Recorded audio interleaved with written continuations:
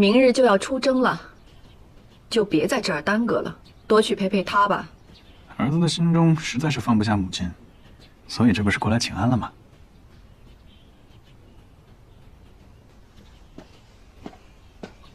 你过去可从不对我说如此的话，可是他教你的。当然不是。儿子心中有愧，平日里无暇陪伴母亲，在北周的时候又错过了母亲的生辰，好不容易镇南侯府要做寿游园，儿子又有军务在身，没有办法陪母亲一同前往。你若真有这份心，倒也罢了。最近又是问安又是端水，比垂腿的总角小童还要乖巧，你就不怕为娘把喝进去的茶给吐出来吗？那不能。你就这么不放心这个柳绵堂？他若懂规矩，做母亲的自然是疼他这个儿媳的。那母亲能不能再多疼爱一点？你说什么？那我说了，母亲能不能再多疼爱一点？你休要打这个主意，这可是我们崔府的传家宝。那这不也是给历代王妃的传家宝吗？我跟他都已经签过婚书了。等他过了6礼，我自然会给他的。哎呦，母亲，多说无益。当初你祖母也是等我进了青庐之后，才将这些信物交转给我的。为娘可是伯爵府的嫡长女，她不过就是一个县主，怎能逾越？那既然这样的话，儿子就只能多滞留几日了，把堂给拜了。你说什么？那母亲要遵循老祖宗定下的规矩啊，儿子理解的，不能怪母亲。要怪就只能怪儿子疑心病重，非要把这个信物给了他之后，才能放心的出征嘛。那这样的话，我就只能落得一个抗旨、延误军情的罪名。那我就担着吧。哎，你去哪儿啊？我去传军令，延后出发。不许去！我给他就是了。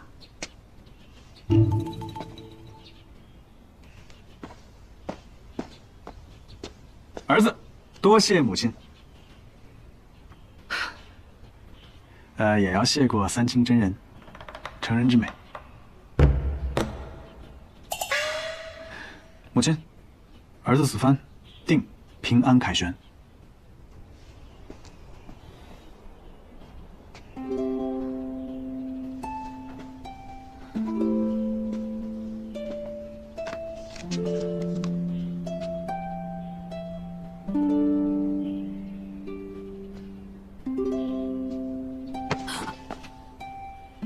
刚把王婆婆支走，母亲把这老古董都给搬出来了，我得过来看看呀。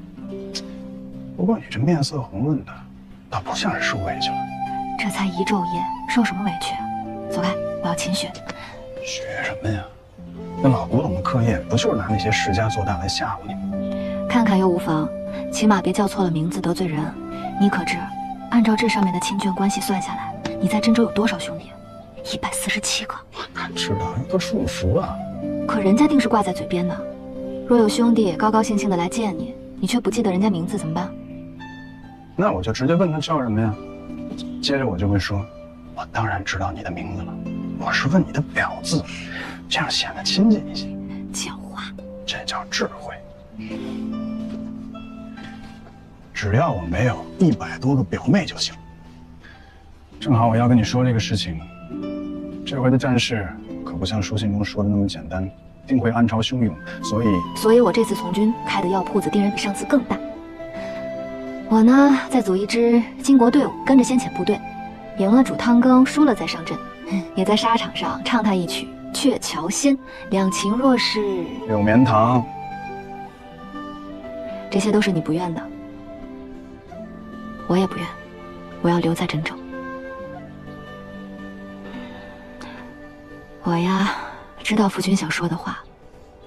东周之乱来得迅疾，又与那惠州接壤，夫君说的不无道理。真州主将在外，只怕有宵小会趁乱生祸。我是你的淮阳王妃，定然会留在这里，替你守住真州。我知道远近6州，到处都是我皇妃镖局的耳目，所有的事情都逃不过你的眼睛。夫君谬赞。但是，铁路再广，照拂真州的时候，也要照顾好你自己。活着回来。知道。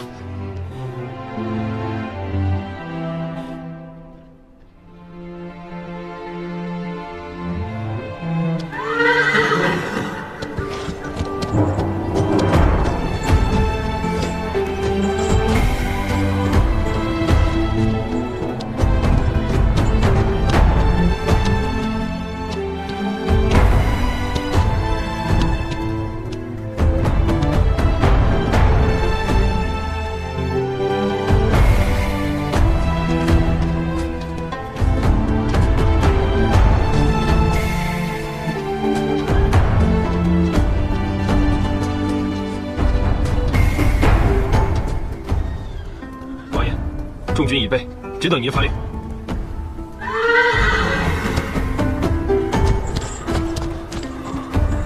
众将士听令，出征！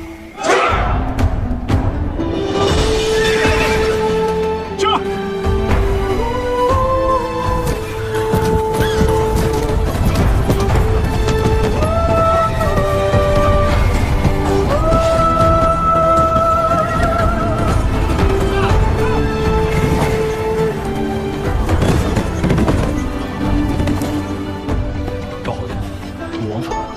我家王爷奉旨前去平乱，特让我来相告。莫非这才是真的夜明珠钗？那女使是如何说的？小的再三询问之下，他也只是说是他主人的所有物召集典当，旁的小的就没敢多问。主人所有之物，那岂不是县主吗？把怀桑县主叫来。东西就在屋里，你们在这儿等我一下。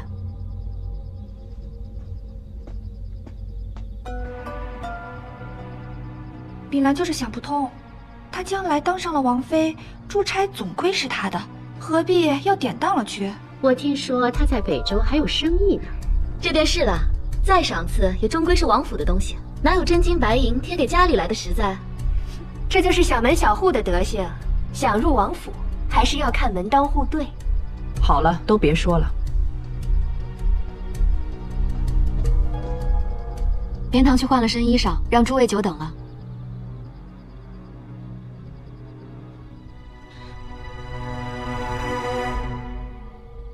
我看县主头上这颗，好像更亮。是啊，怎么会有2枚珠钗呢？这个假把式，竟会落到太妃手里啊？假把式？假的？你如何觉得是假的？因为是我做的，用玉石粉和萤石粉称量混合，熔炼成浆，涂抹在瓷坯毛珠上。只要白日里晒足了日光，便会亮好几个大夜。灵泉镇瓷窑师傅那儿有具体的方子，给1匹绢就能做。假的一摔就会碎，不信的话可以试试。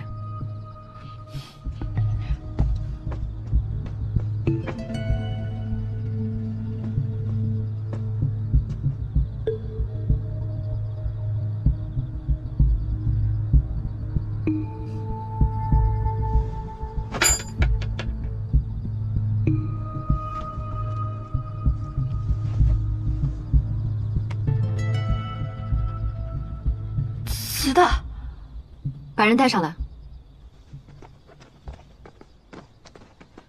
王嬷嬷，这位王嬷嬷多次窥探我庄帘所在，我便有了提防，提早做好了赝品，以防生变。果然，她趁我装睡时取走了珠钗。我派王爷的影卫暗中盯着她。说来也奇怪，这位宫里出来的教习嬷嬷，除了王府和自家宅子，还去过其他许多地方。小心，比如连府。你不要血口喷人！我只不过让他来过一次，教下面的淑女规矩。一次？一两次罢了。怎么了？这王府能请得，连府请不得吗？连夫人，您别激动啊，我又没说什么。姨母，方才您不是也觉得这枚假珠钗是真的吗？我家太妃视珠钗如珍宝，常年束于高阁，鲜少拿出来，一时难以分辨，无可厚非。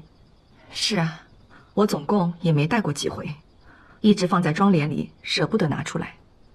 主人家认不得，有一个人定是认得。顾老板，你开当铺数十载，怎么连瓷窑师傅的手艺都见不出来啊？我这一时疏忽，也是有的。一时疏忽，本来嬷嬷偷东西也就罢了，偏偏是在今夜，全真州的王公贵女都在，便有人跑出来说王府出了内贼，想要污了我县主的名声，这算不算是有意构陷？范统领，属下在，帮我细审这姓顾的。好嘞。冤枉！小的冤枉！小的冤枉！是老奴干的。那日是老奴拿着珠钗典当给了他。就是他，我记起来了，昨日就是他，千真万确。王嬷嬷，你也是教过我规矩的人，这些年来，金银细软从未少过你的，你为什么还要偷东西？唉，太妃，自古人为财死，鸟为食亡。看见了吗？啊，这下左右口供都对上了，水落石出啦。抱歉，诸位，今日是太夫人寿诞，实在不该动什么官司。连夫人，你又怎么了？这个内贼和这个目不识珠的老板，都交给连大人处理，可好？好，再好不过了。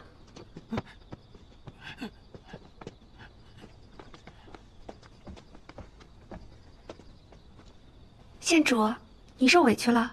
你可知错？县主，这是何意啊？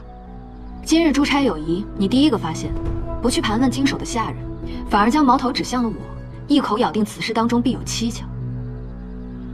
你这是要让这么多贵人看王府的笑话呀？不是，我只是一时着急。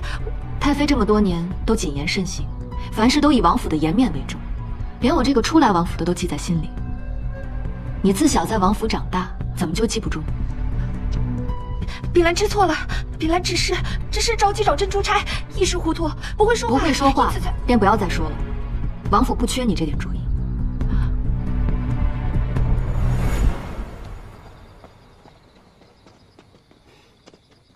哎，连夫人，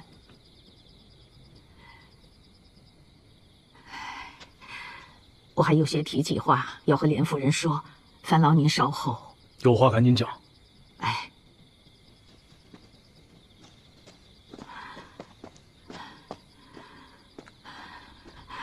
嬷嬷，既然老身认了罪，便不会再供出第二个名字。多谢嬷嬷，我定让寒山从轻发落。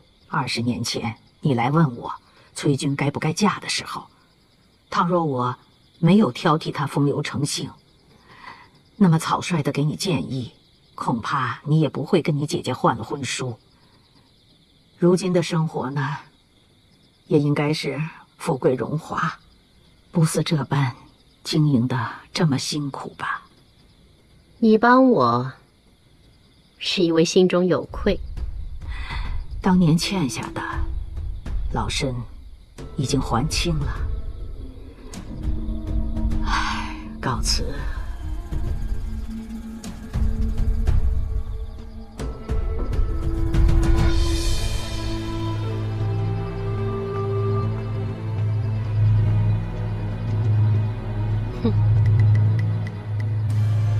哎呀，这王府本来就属于我的，即便不属于我，也属于秉兰的。我不认命。